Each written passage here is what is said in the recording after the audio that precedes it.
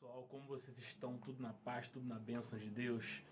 Amém. Olha só, hoje eu tô com um vídeo sensacional para vocês. Só que é o seguinte, esse vídeo mudou a minha vida como baixista. Se você não está disposto a crescer também musicalmente como baixista, não assista esse filme, tá? Não assista esse filme, porque esse filme vai mudar completamente a sua vida, a sua história no contrabaixo, tá? Ela mudou a minha vida por completo. Quando eu conheci esse vídeo, esse cara fantástico, minha vida como músico, como baixista mudou completamente. Eu te aconselho o seguinte, assista o vídeo, se você for assistir e estiver disposto a crescer, assista o vídeo todo, do começo ao fim. É grande, é mais de 1 hora de filme, de vídeo, né? E um lance muito legal que tem nesse vídeo é o seguinte, que ele é dublado, cara. Só existia em inglês, agora ele é dublado. Eu consegui ele dublado pra gente. Tudo que ele fala, você pausa o vídeo e assiste tudo que ele falar. Cara, vai mudar a sua vida. Então é isso. Antes de eu ir embora é o seguinte, se inscreve no canal, clica no sininho, compartilhe. Se inscreve no canal, galera, pra ajudar o canal. E você ativando o sininho, tudo que eu lançar, você vai ser o primeiro a receber aí, tá bom? Grande abraço, Deus abençoe e vamos pro vídeo.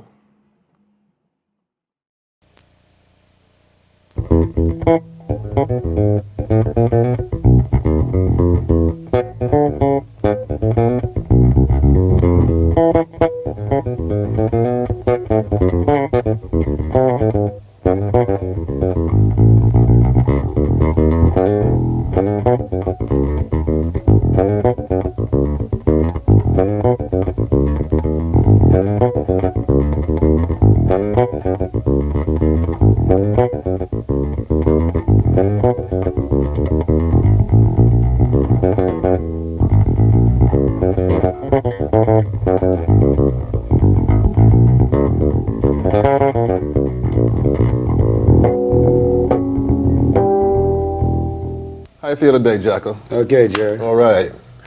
You know, a lot has been said about you, but the main thing is that people recognize the fact that you're able to play with real sincerity every style of music. Not only every style, but you can play all parts of a given piece at the same time on this one instrument, the bass.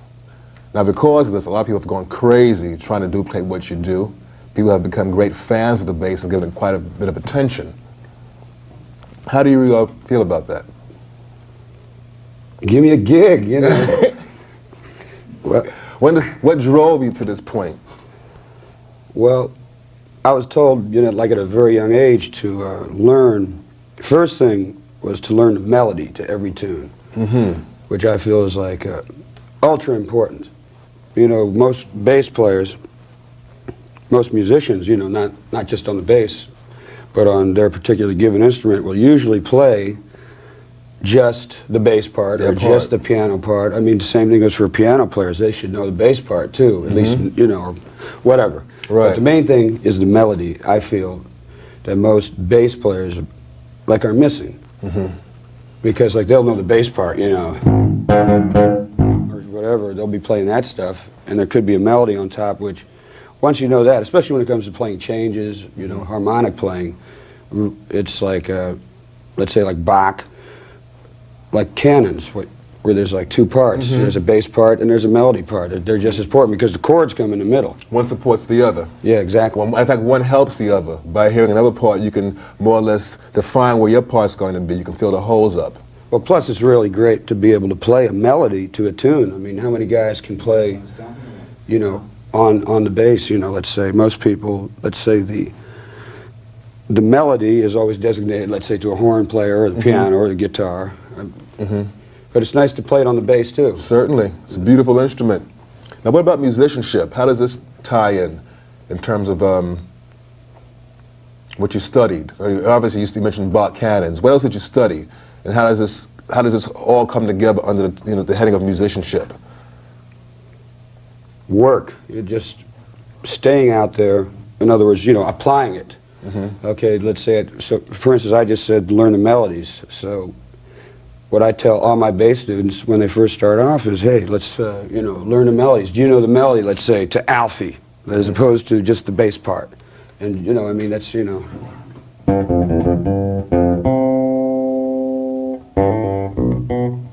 Right. You know, etc. Yeah, that gives you the feeling of the song. Yeah, because then it. Plus, it's the most melodic way for a bass player to learn how to play melodic bass lines is by playing melodically within the bass. Was there anything else you studied other than Bach? I know you spent a lot of time studying Bach. Well, I got into that a little later. What I first started studying was, let me see.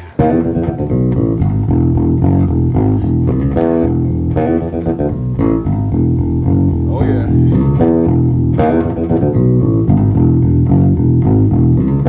You got into the funk.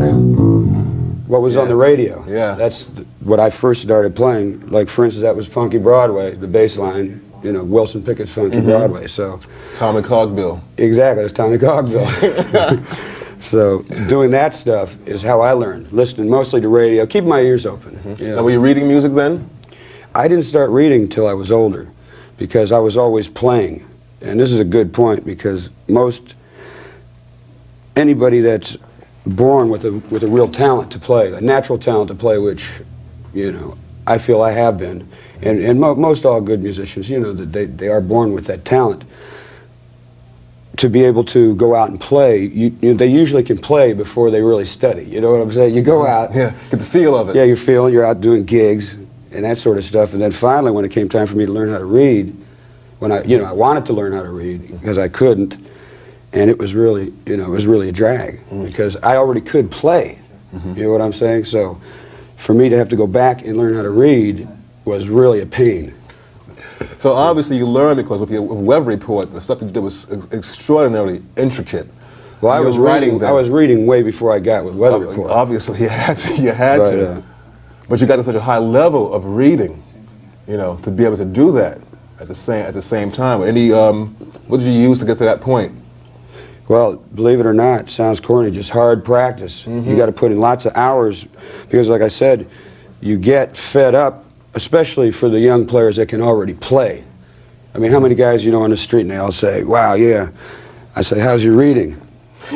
Well, I can read a little bit. Hey, what do you mean a little bit? Man, if a guy says that, he can't read. Right. You know what I mean? That's you got to sit down and practice read. It's hard. I mean, I used to spend hours a day just with any book I could get a hold of. Treble clef, any clef, bass clef, of course, but just any type of music I could get my hands on just to get in it. How'd you get into playing the bass? I know you played drums earlier. Can you tell us that story? Well, I was in a band called the Los Olas Brass. It was like a funk rock band, play rock and roll, a lot of rhythm and blues. All the hits, Aretha, from everything like from the Tijuana Brass to the big, soul hits of the day. That's basically what we were doing. We had like 6 horns and 3 rhythm. I was playing drums and I had broken my wrist very bad playing football. And the bass player in the band, he wanted to split. So I just went to the bass. I went from drums over to bass, that was it. I was playing the bass within a week. Wow. And the fretless bass? The fretless, I took the frets out of my bass after I was, because I was like getting into jazz a lot and I wanted to have that upright sound, So I had an upright, the upright. I mean, it took me years and years to, get enough bread to get it. I'm from Florida, so one morning I woke up, go in the corner and the bass is in like 100 pieces, because humidity's so bad. I mean, the upright just blew up. I said, forget it, man, I can't afford this anymore. So I went out, got a knife, and took all the, frets out of my fender. That was it. And the rest is history. Incredible. To be able to pick up an instrument and play with in a week's time means you have to have some kind of learning skill, okay? And to take it to the next step, not only have a learning skill, but develop to execute such, flawlessly as you do. Well, the main thing is just paying attention to people on any instrument. For instance, like you look at a guitar player, you just, look at another bass player, just see what he was doing. That's how mainly I learned most everything. So it's visual. Visual as far as just technique. Let's see, because I would see, one thing my father told me once when I first started playing the bass, he came home, he saw me and he said, just to put my fingers, space them just like at every fret. Because I was just playing. You know what I mean? I was playing like that, you know, and with, you know, I mean, that's how I was playing the bass, right? So then he said, you know, so I would, you know, because I just put my, you know.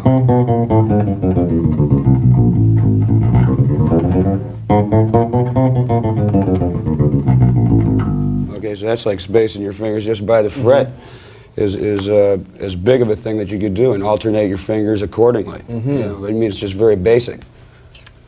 Well, it certainly has worked. Now, as far as like getting into little details of this aspect, this left-hand spacing, okay. But what about the what other aspects of the left hand? Because your intonation is, I mean, you have, you know, to play fretless bass. First of all, intonation has to be right on it. Well, one thing, for instance, right now I'm using a fretted bass. How I got my intonation on the fretless is by, first of all, I never practiced a fretless ever because the strings would always eat the neck up. So I would only play it on gigs. But see, when I would practice with the fretted bass, it's harder actually to play a fretted bass than a fretless because of the fret noise. So I would, you know, but I would play it. You play exactly on the fretted bass where you do on the fretless. You just play, you know, I mean, you can play here in the middle, it doesn't matter because the tone's going to come out. But, and that's where you get the best sound also on a fretted bass, I mean, if you want to get into it. Clearer, exactly. So when you go to fretless, and seeing that I had taken my frets out, you know, I had little, the marks were still there because I put Duratite, some sort of wood putty in there, right? So you could see that, which helped too, you know, because, you know, the fretless, or Fender bass, excuse me, you know, it's got such a long neck. Like on an upright, you got position. You just go this far, and you're in the thumb position. You know, you can feel the neck. Right. I mean, you got to go about this far. You know, I mean, it's a long way. You got to look at the neck if you're making big jumps. So, you know, that helped a lot having the fret markers. You know, where the holes were filled in, and then practicing scales. You know, just straight scales gets your hand in shape, so that once you start off someplace, you know, once you get on the first note, you can go for a long time without having to, you know, check yourself out if you're playing in position. You know what I mean? What about this twilight zone area up here, where like where everybody finds it hard to play because you can play the same thing back here that you can play up here? How did you work that up? Because you know, a lot of you playing in this solo area of the instrument, you know. Well, different ways of doing scales. For instance, if you just go.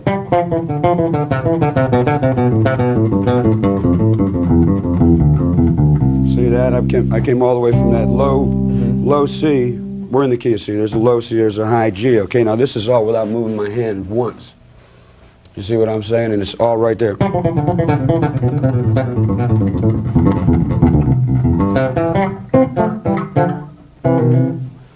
You know what I'm saying? All in one position. Okay, then there's other ways. See, because most bass players, for instance, this is something that I've been doing the last few years. So you know, taking like, going up to the third, then you got, you know, fourth to the sixth, you know, then major seventh, then you'd be to the ninth. By that time you'd be up to the 12th already. You know what I mean? It's like, that's very convenient as opposed to, you know, what you usually would learn.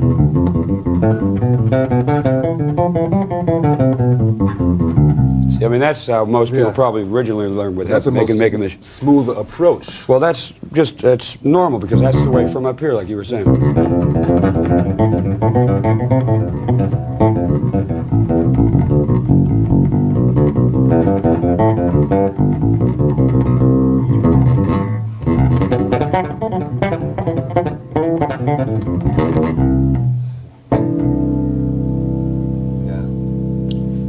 So you're playing on less strings.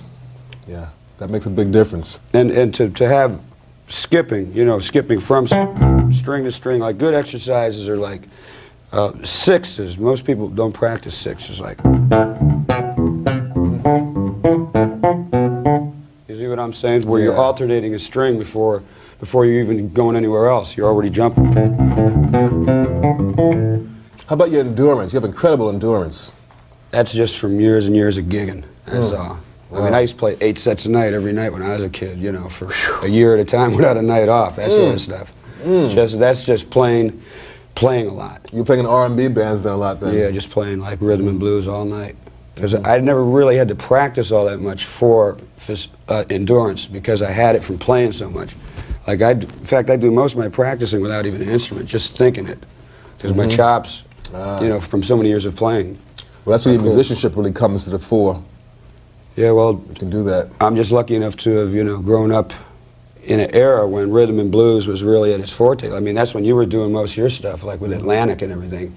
And that's the people, the style of music that people were into when I was growing up. So there were lots of dance gigs, you know, playing R&B and funk, and then sneak some jazz in on the side, whatever, you know what I mean.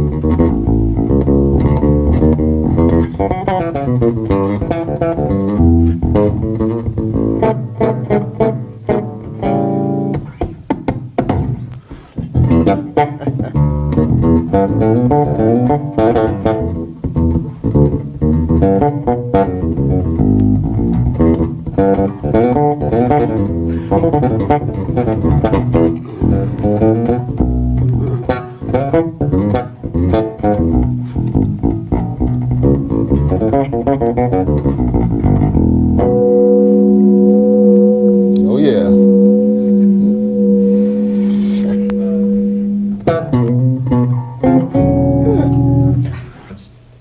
What about the use of arpeggios in terms of developing fingerboard memorization? Well, that's the greatest. You know, plus it's just about the hardest thing to play, in my opinion, on the bass. Like piano, for instance, it's easy. But on a bass, guitar, that skipping, that, you know, just, that's tough. One way that I teach cats is just 2-octave up the board, like this. Okay? Yes. I mean, this way your hand is moving every note. Okay, As every opposed note to is playing it in position. Yeah, as opposed to just as opposed to just going, let's say. In that position. Yeah, as opposed to go. Yeah, you know, because you go. As opposed to doing like an easy skip, like. As opposed to doing that, or I go. You get up much faster. You can get there real fast. It's smoother, but it's tough, and it teaches you where the notes are on the fingerboard. You got to be thinking every note where. Okay, and then what you do is you run that stuff. I don't even know if I can do it anymore. Wait a minute.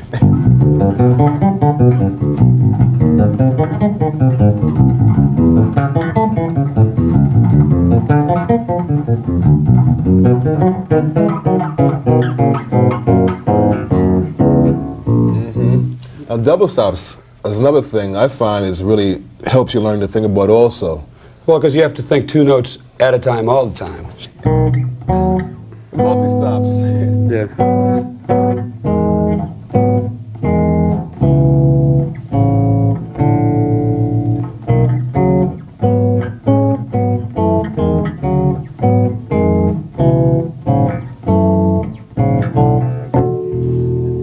So your exercise is going to be more or less in terms of like mental, in terms of developing things that make you That's think. ultra important, because that way you can, especially in improvisational music, you know where the stuff's at to go for, as opposed to just jiving, let's say, where people are just wiggling their fingers and know a couple of licks. I mean, this way we're talking about, you know, the real deal.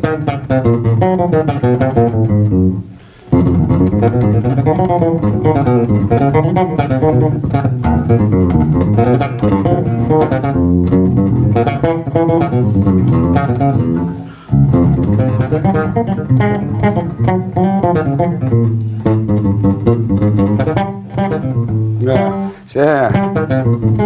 Yeah,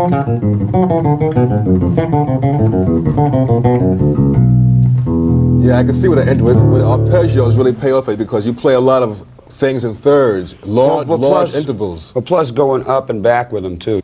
Here's a good exercise.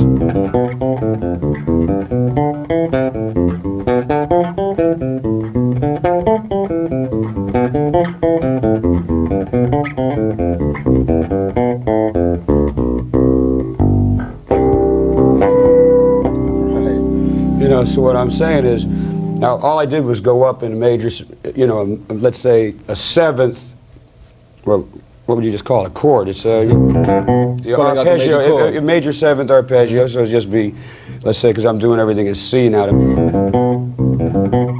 So it would be C major, D minor 7, E minor 7. Come down F. F, you know, and then you go up on a G7, right? Then you come down on the A minor, up on what actually would be like, what do you call it, the dominant seventh chord, a G7 without the G in it. So you're using a diatonic use of the scale, playing the chords, but you're using it in a very musical way instead of going up, you know. Oh yeah, not making it a practice, make it actually, you know, make like, it musical. Exactly, that's very important. And it reflects in your playing also. Well, I always try to be musical, yeah, but, well, you know, sometimes it does. I hope not all the time, you know. But, I mean, there's things to practice, you know.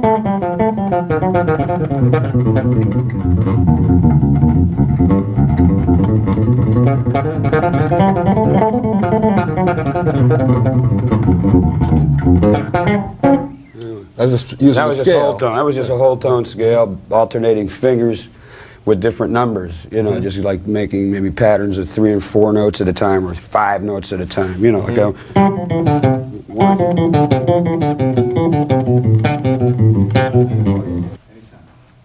I noticed that while you're playing, you vary your left hand position and technique. Can you explain a little bit of that? Well, lots of times it's got to do with just a tone I'm going for. Sometimes I'll like bend strings, which you got, you know, like a guitarist, and sometimes you know, depending on, especially on the fretlets, let's say, sometimes I got different ways of just getting different tones out of my vibrato, you know, and when it's, and most of all, it's just whatever's comfortable. Tell you the truth, you know, you know, because sometimes you'll be playing, you know, you change your hands to get, that would actually have something to do with the, what'd you say, my endurance even, you know what I mean? Like sometimes you just change your hands to get it different, so, you know, like so your left shoulder ain't breaking halfway through. Change the muscles up. Yeah, exactly, so that's got a lot to do with it, just part of the endurance.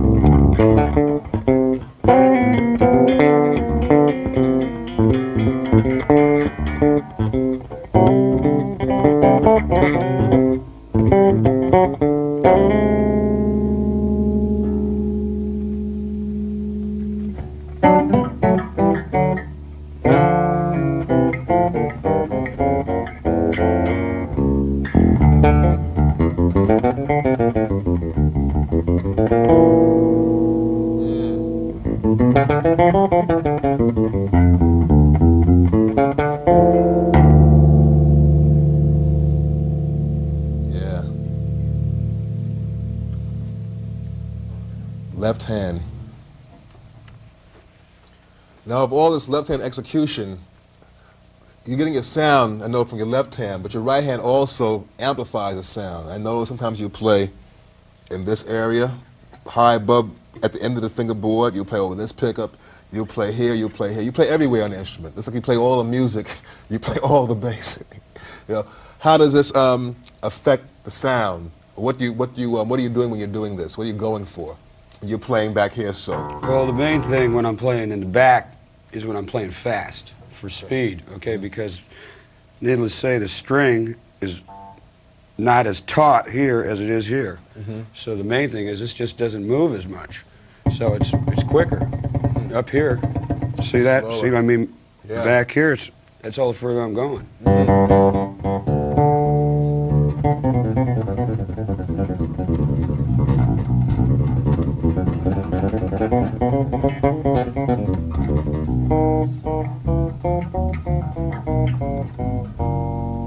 Use your thumb too, you know, for double stops a lot. I use my thumb.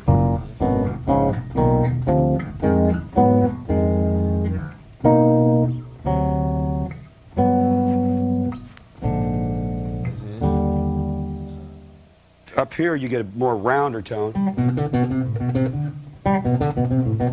See? There's a harder. And when you're playing, what about picking technique? First of all, let's start at the beginning of picking. Okay. So, which is the hardest thing. It's just, just alternating your fingers. That's the toughest thing with the right hand to begin with. You know, so.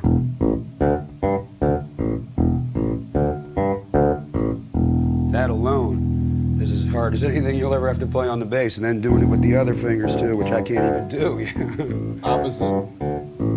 Yeah, and then like,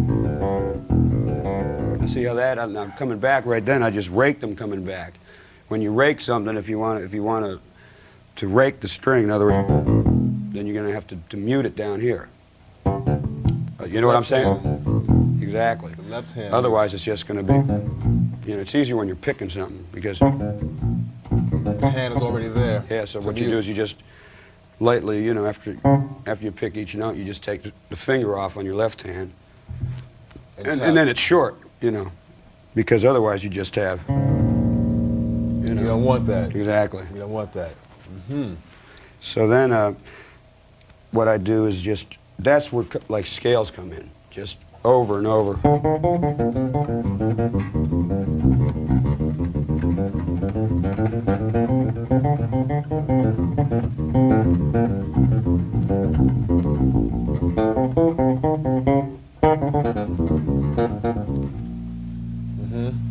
Now you're incredibly clean.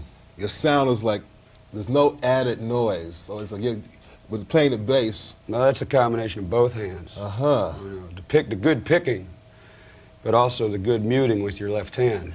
Left hand muting. Left hand muting. Yeah. Like Donna Lee. I mean, it took me years. It took me 9 years to learn how to play Donna Lee, for instance.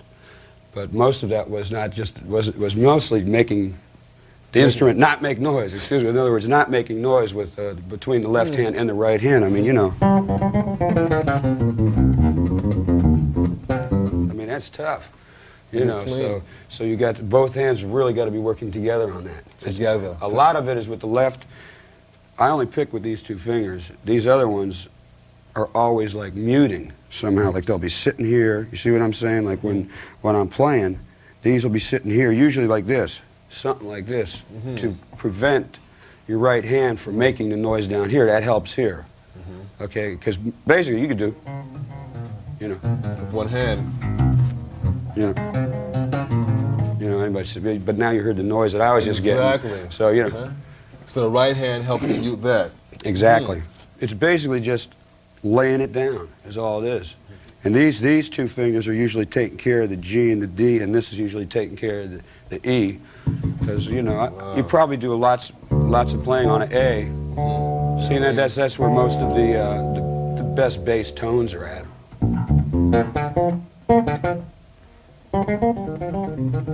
Right.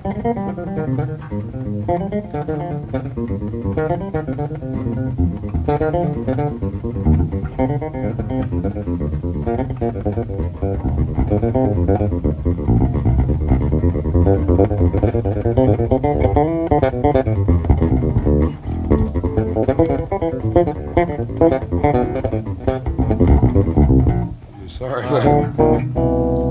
So also is a good thing, like this is not my normal bass. I got a precision bass neck on here deliberately to have to stretch my hands. Well, you know, because the jazz bass neck is thinner, which I usually play on stage. But you know, this is good. It's good to practice on something because like coming down, you saw me, and I was starting to like scuff up a little bit, man. But you know, it's good because it makes your fingers stretch.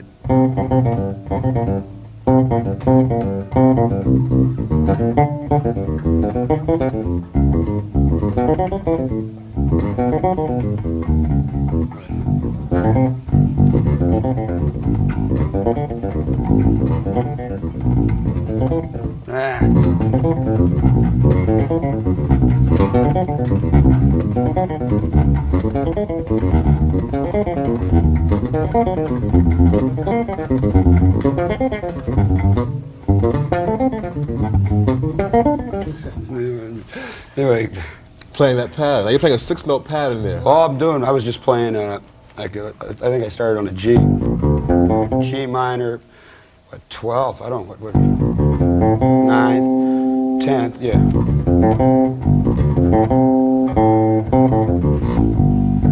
I mean, that's about as much as you can do to really stretch your hand. And then the other thing, I was just coming down with, then I was going up, the next note's going up major. With a flat 5 then. Right. Then go back to the minor again. Just something to think. You just play a minor, major, minor, major. Well, they're not scales. Those are arpeggios, but it's just something like to think about the neck, where all the notes are. Getting back to what we talked about earlier, knowing where all the notes are on the neck. You know, like my father said to me once, he said, Jaco, look, I'm going to come back in a year. He was on the road, he says, and I want you to know where every note is on the neck. You know, if I say I want a C sharp on your G string, a high one, you better know where it is, you know. And when he came back the next year, I knew it. You know, because I know cats that can really play, and they don't even know where the notes are still. Yeah. You know. So your father's a musician also? Yeah, he's a drummer and a singer. All right. Terrific.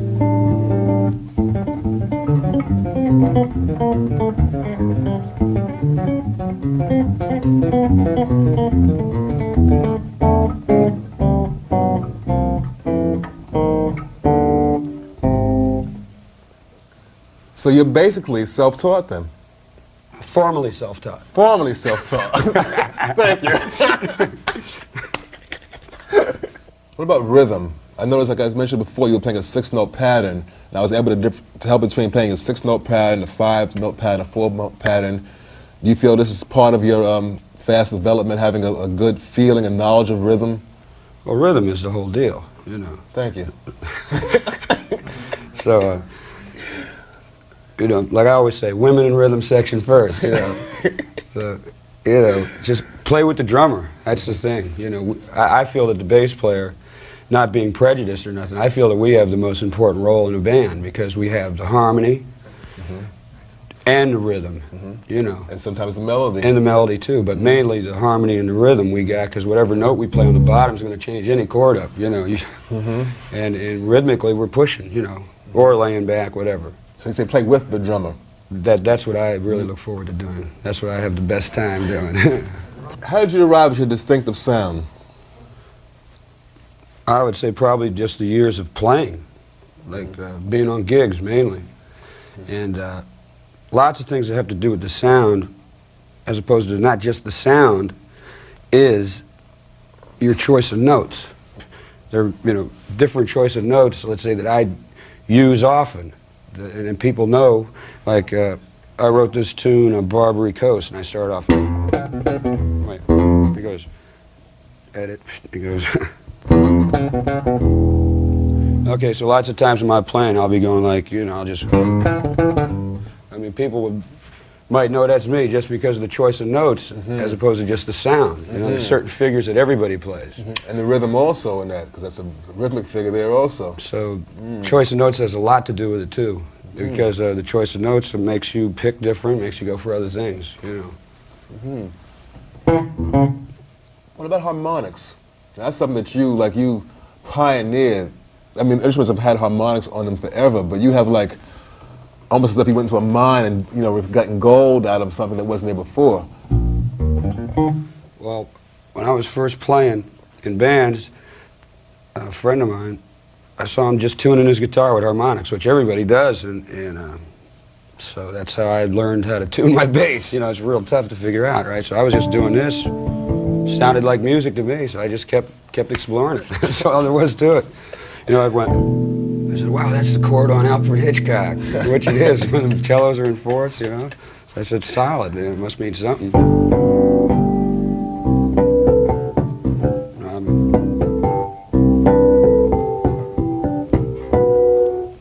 Wow, there it is. I told you I haven't done it in years.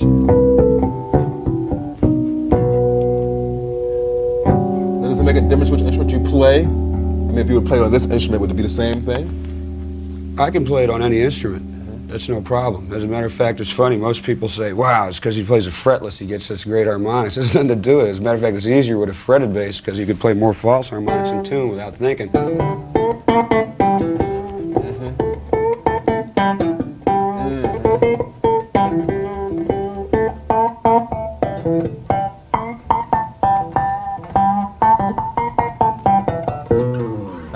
How is that false harmonic achieved? I do it with my thumb. It's the same thing as the open string, see? In other words, okay, so if you play any note, all you have to do is make as if you're playing an open string. I mean, that's how I thought to start doing that with the false harmonic. So let's say if I'm playing an A, just separate it in half. There it is, perfect. Wait a minute.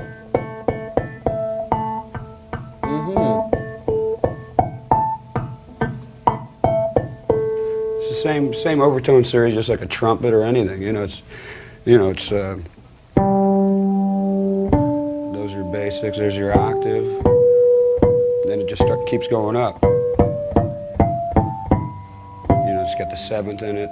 It's a basic overtone series. It's no mystery. It's just I pick it with, like guitarists, for instance. They go like this, something. I put my thumb here and pick behind it. Pick behind the thumb? Yeah, I put the thumb up here. And there was guitarists do it like this somehow. I don't know how they do it. I just go like this. You're getting the same note out. So it's the same difference if I went, right? Let me see, I gotta get right in half.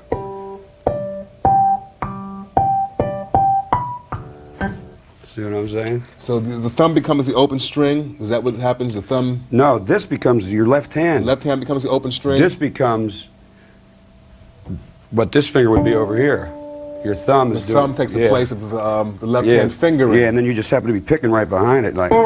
So then, like you change the note. What I used to do is.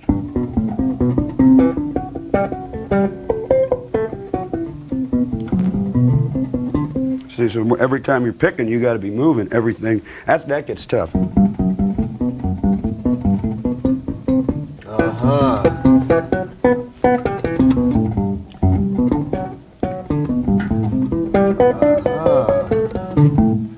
what I'm saying? You have to make sure that you're picking. That's the hardest thing. You got to be moving. I mean, that much, yeah. Hand. In Portrait of Tracy on your first solo album, you used harmonics exclusively. Could you play a little bit of that for us? Okay. I haven't played this in years. I don't really remember it. But No excuses. Hey, wait a minute. This ain't an excuse. It's a fact.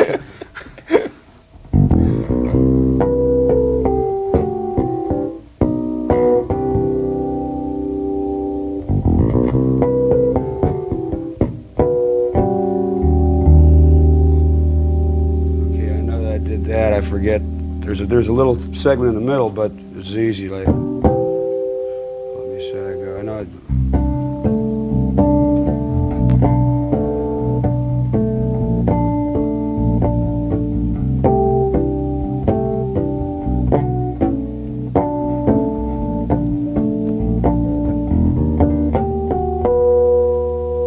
remember that. Let me see. Wait.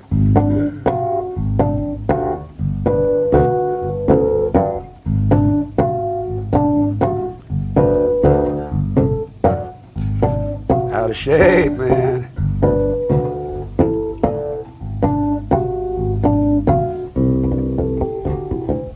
I forget what I do then.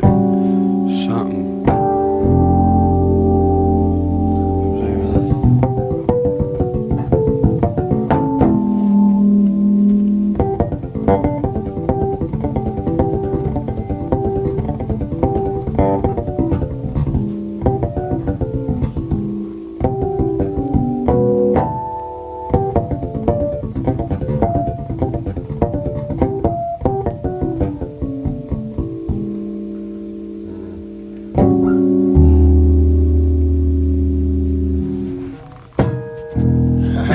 Remember the end?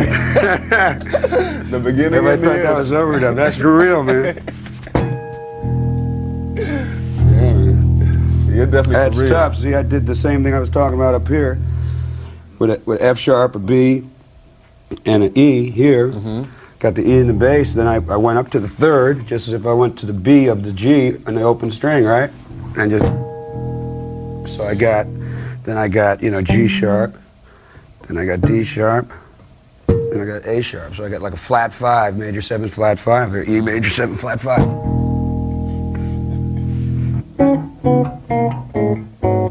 Now would you say?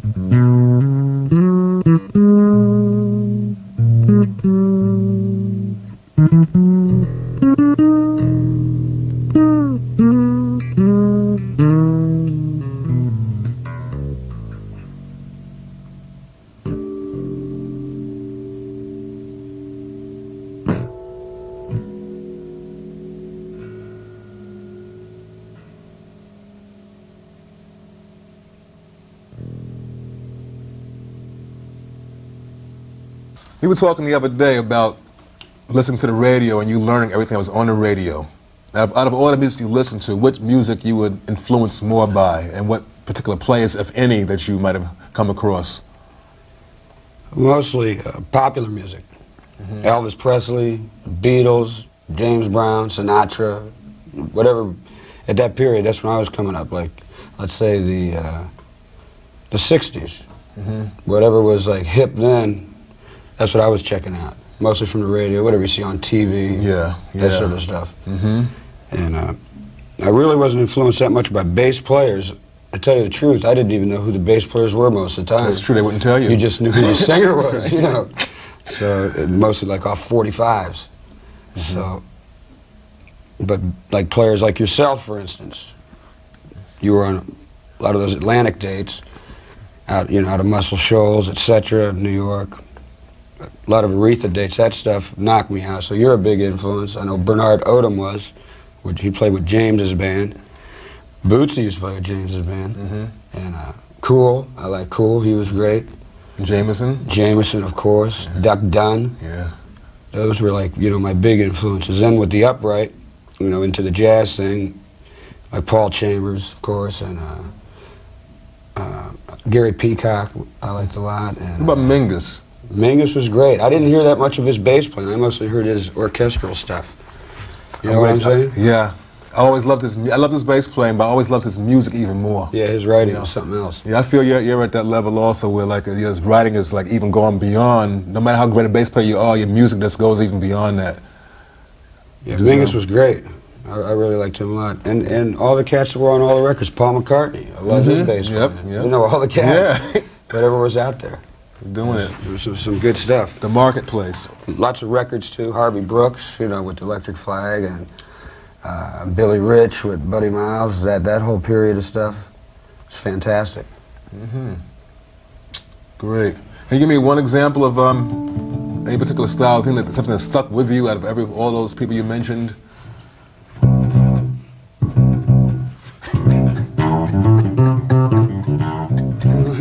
Enough said. Okay.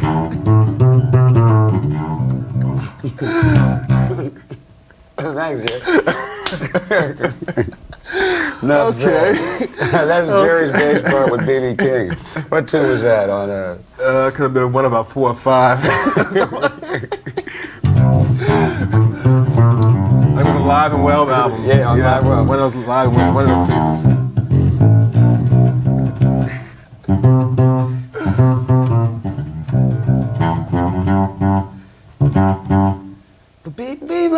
What'd you do?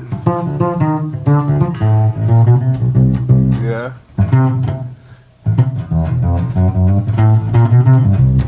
Okay. It was about something like that. Plays it better than I do. Any advice to musicians, young and old, new, beginners? Just keep your minds open, you know, keep a open head about music. I grew up in Florida, where there was no real musical prejudice. There was all sorts of music. Everybody was playing everything from Cuban music to symphonic music, everything. Whatever you wanted to hear, you could hear it. You know, like in New York. I know when I first came to New York, it's like everybody just wanted to play jazz. They didn't know about rock and roll. They didn't know about funk. They didn't know about nothing. All they wanted to do was jazz. Now New York is cool. They're playing everything. Everything. But I grew up in Florida, and everything was hip. So I was fortunate enough to be exposed and be able to play with all different types of musicians. And you know, I played in a country band for a year. I had a ball. You know, I love country and western too. If it's good, I dig it. Whatever it is, just to keep an open mind about everything. Yeah. That's about my only advice. And keep listening. Beautiful. Keep your ears open. All right. I need to hear it. You can't get enough of that. I'm telling you.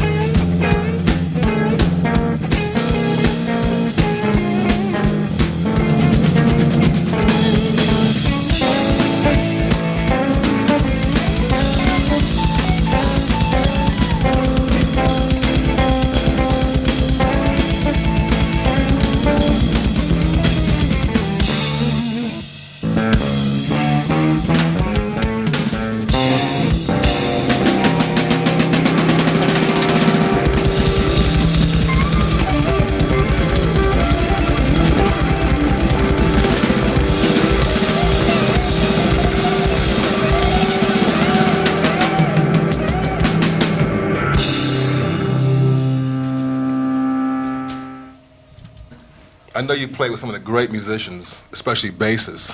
How do you distinguish between Jaco style and, let's say, the normal bass player? Right. Well, when Jaco is normal, you know, his style is different, you know. It's very, what you might call, unnormal. You know, he's very different. You know, when he tries to solo, he comes up with new ideas as much as possible. He's been playing for quite some time, but he strives for new ideas all the time. So consequently, playing with him is always a surprise. It's a surprise, you know. That's part of what makes it beautiful to be on stage as a jazz musician, as a musician who improvises, is that there are surprises.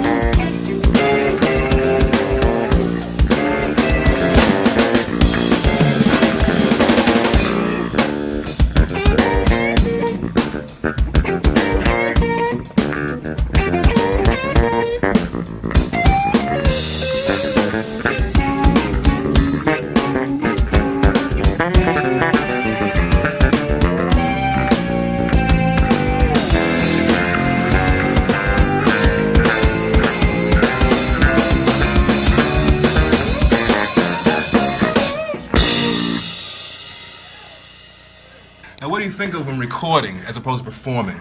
There is a difference in thought. Or do you differentiate between the two? Does it make a difference when you hit the stage or you go into the recording studio? I see a big difference, personally. You see a big difference? Could you run it down? Well, when I go into the studio, I definitely have to have more of a plan, you know, because it's something that you're making force, you know, for that idiom. There's definitely a difference. Musically, there's not that much of a difference, but the way that you behave before you get there, you know, like I would never practice before a gig. You know, but I mean, I practiced all week for this to make sure my fingers could do technical things for this particular thing, okay? If you're doing a record date and you know some of the music in advance, you be thinking about it and you make sure your chops are ready to cover it. So there is a big difference. When you're doing your gig every night, you know, man, third or fourth tune, you're going to be warmed up. You're going to be hitting. You know, once a couple tunes you in there and everything is going to be all right. But recording, there is a big difference, in my opinion. I don't know, Kenwood, what do you think? When you play live, the audience is right in the present time with you, you know, with you as you play. So you can play off of the audience in that sense. Well, we've done several, we've done several albums with Weather Report, for instance, most of that stuff everyone thinks is live is us playing in front. We're in a studio, but with like a studio big enough to also have a small audience in there too. So you also are, you got the best of both worlds.